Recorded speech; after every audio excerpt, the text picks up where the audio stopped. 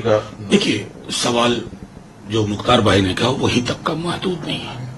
ये इस तरह का माइंडलेस एक्सरसाइज है।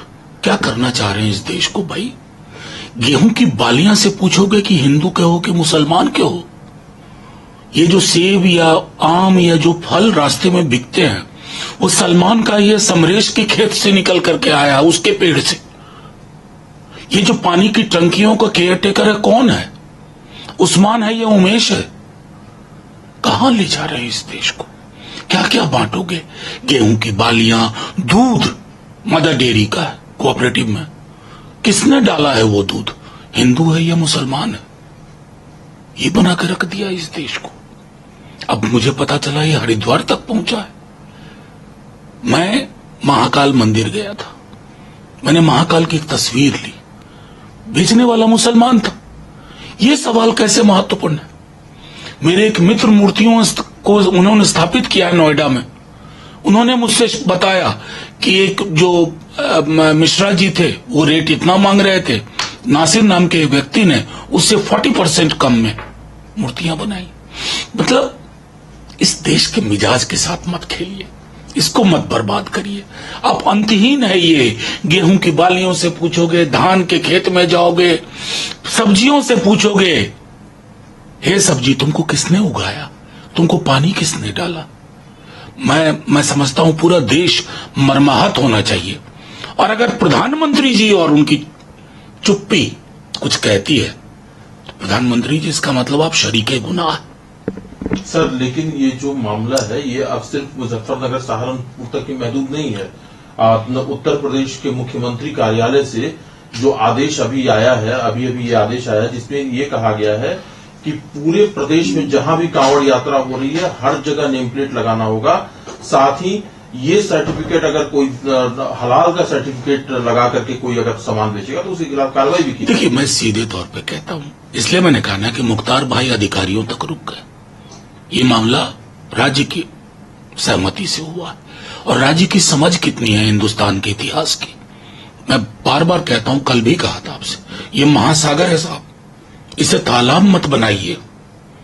यहां हिंदुओं के जुलूस में मुसलमान शरबत पिलाते हैं, मेवा बांटते हैं, और मुसलमानों के जुलूस में हिंदू शरबत बांटते हैं, शरबत बांटते हैं, मेवा बांटते हैं। मैं कह रहा हूं कि अंतहीन है, कुछ नहीं कर पाओगे। मिट्टियों से उनका मजहब पूछोगे, धर्म पूछोगे, उसकी जात पूछोगे। क्या कर रहे हो? ये वहशीपने का दौर है, वहशीपने का। इस दौर को खत्म होना होगा। हिंदुस्तान बचेगा नहीं, भारतवर्ष की जो पहचान है वो बचेगी नहीं। सर एक सवाल असदुद्दीन ओवैसी ने उठाया है। उन्होंने ये कहा है कि जो ये फैसला है ये छोटे ढाबों पर लागू है, छोटे जो प्रोडक्ट सेल करने वाले उन पर लागू है, लेकिन KFC, मैकडोनल्ड्स, पिज्जा हट, ये जो बड़ी चेन है इन पर तो ये लागू नहीं है। वो तो पॉलिटिकल इकोनॉमी का हिस्सा है, वो ग्लोबल कैपिटलिज्म का हिस्सा, मैं उसमें जाना नहीं चाहता। मेरे लिए वो सवाल नहीं है कि KFC पे लागू है या नहीं है। मेरे लिए ये सवाल है कि लागू क्यों है, इसे लागू क्यों होना चाहिए। क्योंकि ये इस किताब के खिलाफ है। इसके बनने में बहुत वक्त लगा, बहुत मुश्किल से हम लोगों ने पार्टीशन के घाव बढ़े, आगे बढ़े, उचित नहीं है। सर एक असम कैबिनेट ने वहां की मुस्लिम marriage divorce and registration act, इसको रिपील करने का फैसला किया है, क्या कहना है? देखिए, मैं तो सीधे कहूंगा ये सारा हेडलाइन मैनेजमेंट, समझ गए। जिस व्यक्ति को अब वो कल परसों 40% का आंकड़ा दे रहे थे, अमित शाह जी ने चुपचाप बता दिया है क्या उनको सेंसस 21 की बात तो सेंसस नहीं हुआ। सरकार पता नहीं क्यों सेंसस नहीं करवा पा रही है। तो ये जो डॉग विसिल पॉलिटिक्स कर रहे हैं ना, उनकी राजनीति अब खुद हाशिए पे जा रही है। मैं बार बार कहता हूं, अभी तक एक लोकोन्मुख कार्यक्रम बता दीजिए जो उन्होंने किया, जिसकी चर्चा हुई। यही कर सकते हैं।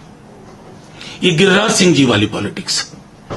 अब हेमंत विश्व शर्मा भी गिरिराज सिंह के कंपटीशन में है, कोई राजस्थान में भी आ गए हैं। तो वो जो स्पेस है उसमें बड़ा टफ कंपटीशन चल रहा है बीजेपी में। कौन कितना ध्रुवीकरण कर सकता है, शायद साहब की नजर पड़ जाए।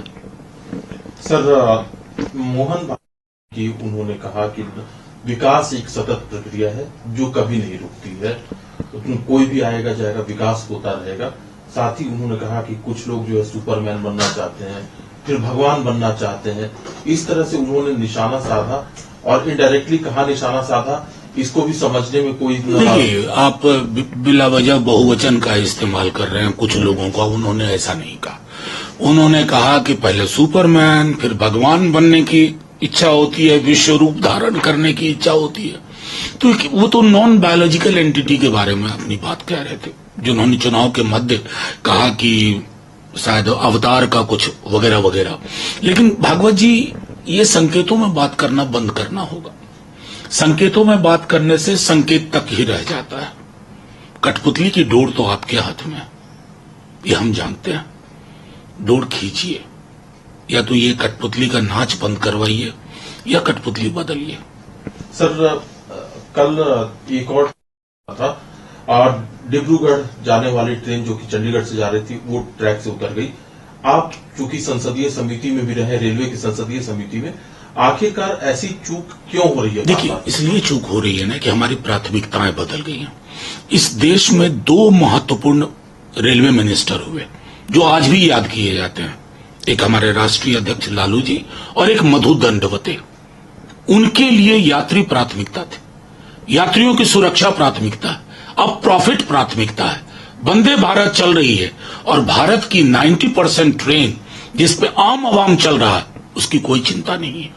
भेड़ बकरी की तरह लोग लादे जा रहे हैं, कोई चिंता नहीं है, क्योंकि वो अच्छी उससे विजुअल्स नहीं आते हैं ना, कि तस्वीरें खिंचवाने के लिए विजुअल्स अच्छे नहीं आते। वंदे भारत को प्रधानमंत्री जी फ्लैग ऑफ करते हैं। प्रधानमंत्री जी, श्रम शक्ति एक्सप्रेस में चल के देखिए क्या हालत है, वैशाली में चल के देखिए, जनसाधारण में चल के देखिए। आप लोग चलेंगे ही नहीं, आप देखेंगे ही नहीं। पिछली बजट में कवच को लेके बड़ी बड़ी बात हुई है। मैं आपके माध्यम से पूछता हूं, कितना किलोमीटर कवर हुआ है कवच में? सिर्फ हेडलाइन मैनेजमेंट, मीडिया मैनेज कर लिया। 4 मरे तो बस मात्र 4 ये लिखा जा रहा। आप ये भूल जाते हैं कि 4 घरों के चिराग बुझ गए। 4 और 400 का फर्क आंकड़े में होता है, घरों के लिए नहीं होता। बस इतनी बात कहूंगा। सर, नीट सीबीआई अपनी तरफ से जो कार्रवाई कर रही है, एक सिविल इंजीनियर, उसके बाद 4 एम्स के एमबीबीएस स्टूडेंट्स, इनको अरेस्ट किया गया है सीबीआई की तरफ से। लेकिन ये जो कार्रवाई चल रही है, किस तरह से देखिए, इसकी परिणति होनी चाहिए परीक्षा को क्लीन करने के लिए, लोगों को भरोसा देने के लिए। मैं उस दिशा में नहीं देख पा रहा हूं। मैं माननीय सर्वोच्च न्यायालय के फाइनल जजमेंट का इंतजार कर रहा हूं, क्योंकि लाखों बच्चों के भविष्य के साथ खिलवाड़ हुआ है। एक सिस्टमिक प्रणाली के तहत इलेक्शन एग्जामिनेशन रिग किया गया। रिगिंग है ये, और एनटीए एक फ्रॉड है। मैं बार बार कह रहा हूं कि गवर्नमेंट के पास अब सिर्फ 2 चॉइस है। एनटीए को बे ऑफ बंगाल में फेंकिए या अरेबियन सी में फेंकिए, इसके अलावा कुछ नहीं। एक सर आखिरी सवाल है सर, तो इसका मुद्दा अलग होता। मध्य प्रदेश सरकार का फैसला है कि सीबीआई को अगर स्टेट में कोई भी इंक्वायरी करनी होगी तो स्टेट ऑफिशियल से परमिशन लेनी पड़ेगी। देखिए, मुझे बेहद खुशी है, ये बात वहीं तक महदूद नहीं रहेगी, एमपी तक।